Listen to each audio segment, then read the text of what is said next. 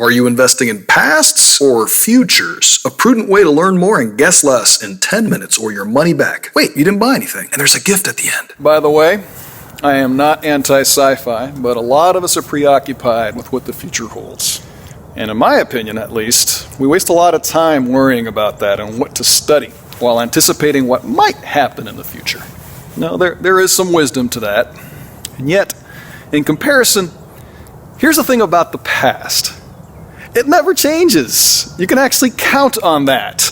You don't have to guess. You don't have to speculate about what might have happened. It happened. Go find out and study that. Unless we can figure out time travel and can screw up the past, studying the past will probably give you the bigger bang for your buck every time. Now, there's two sides to this. Obviously, studying the pasts of other people, but don't forget your own. I think there's value to be had in both worlds. I want us to be able to embrace every past event as being the key to who we are today. That's what made us. If you look at life this way, nothing is wasted. I want to share a cute example from my past. I think it's cute. And how studying my past turned out to be a huge investment for me. This is a story about the Smurfs and Banjo the Woodpecker. So the Smurfs, you've probably heard of them. Banjo, a lesser-known cartoon. These two cartoons never knew about each other. They didn't live in the same world. They didn't happen on the same channel on Saturday morning cartoons, just up here. And they used to tug of war in my head and change channels up there a lot.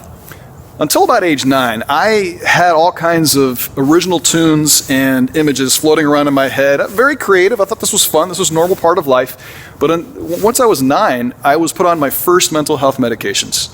And at that point, I started distrusting my creativity. I started believing what everybody else had described my creativity to be. I was distractible. I couldn't concentrate, couldn't focus. Now, these are my doctors, my parents, my teachers, well-meaning folks, but I listened to what their description of my creativity was, and I started getting really worried about myself. And so back to Banjo the Woodpecker and the Smurfs, I would have these two playing in my head all the time, and I'd come to my younger siblings and confess to them. I'd be like, I don't know what's going on. First, Banjo the Woodpecker, Banjo the Woodpecker, and bang, the channel changes, then all the Smurfs, la, la, la, la, la, la, and bang, then back to Banjo the Woodpecker, and these channels keep changing. I'm losing my mind. And then fast forward now to about 2 years ago. I'm sitting down writing some multimedia for one of my speeches. I use a lot of multimedia in my speeches. They're more like speech formances. And in this particular piece, I've got an old-fashioned TV set with some cartoons and video games playing on it. Of course, Banjo the Woodpecker and the Smurfs also take their turns on this TV. But I start slowing myself down as I think about this, and I start paying attention to the tunes that each of them have. And oh my God, they are so similar. I mean, la, la, la, la, la, la, Smurfs, then Banjo the Woodpecker, Banjo. So it wasn't that I couldn't focus back then, it was that I was hyper-focusing. I could listen to the patterns and recognize the similarities between those tunes, and that's what was so intriguing to me. And now I think about how this has helped me in my past as a software developer, winning all these awards. You really need to be able to be good at pattern recognition and being able to modify patterns, mimic patterns. And then I became a musician. Again, important, being able to recognize patterns and mimic and modify. Something that I thought was a disability back then really was an ability that I had discarded. All right, so what does this have to do with you? Here's a question for you. Are there any parts of your past that you've accidentally or purposefully discarded? And if so, could you maybe instead look for the hidden clues in those moments that would help you make less choices, but more bold and heartfelt decisions? Now, I say less choices because the world we live in offers many distractions to choose from when we don't know who we are.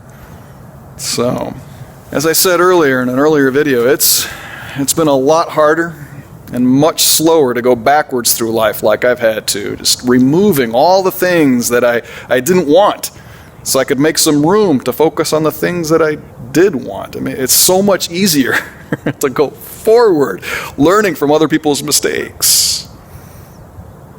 Experiences. Seriously, that's been the biggest takeaway for me. The biggest thing I've learned is to seek mentors. After studying your own past, learn from their pasts, Seek and learn from people that are doing the things you want to be doing one day. And similarly, from the same people who are avoiding the things you want to be avoiding. What do these guys do to get there? Right? Invest in yourself by investing in the knowledge that these guys have. It'll save you years of trial and error. And on that segue note, I've got a small gift for you today.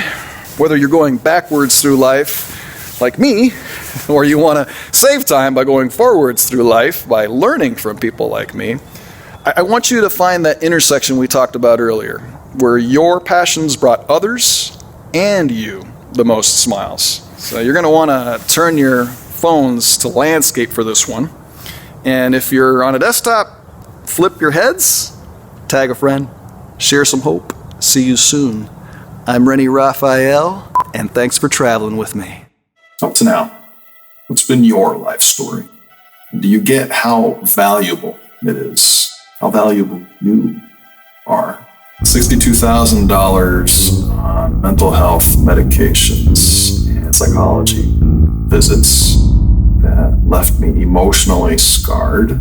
Another $125,000 on an education that dismissed everything I thought was important about myself and my life, and left me mentally scattered, chasing everything under the sun except the gifts that God had already given me at birth. $340,000 on stressful jobs that slowly, silently killed me.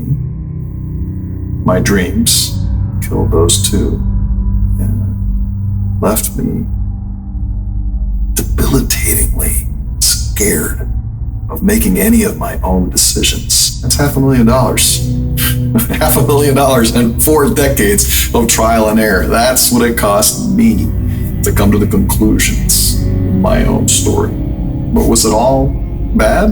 It certainly wasn't all good. God's kept me mostly objective about how I look at my own story.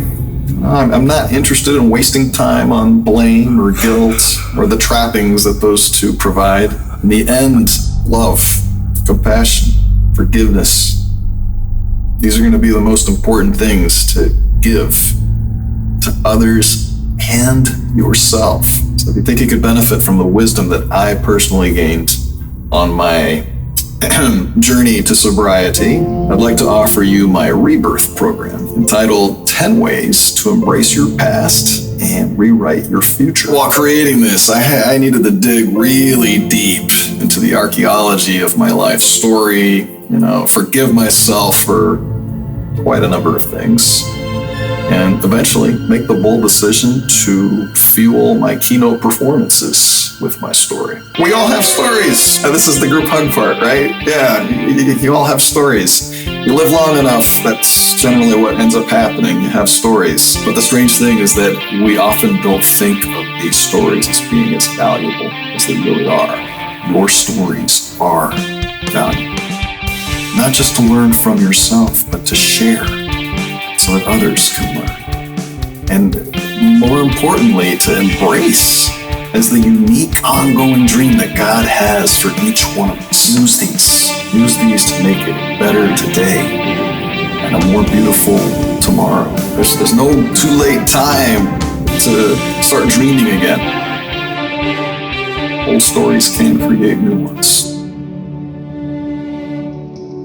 So if you want to discover the value and the power of your own stories, and then use these to fuel your dreams, this program could be a very encouraging tool for you. Definitely was for me in writing it.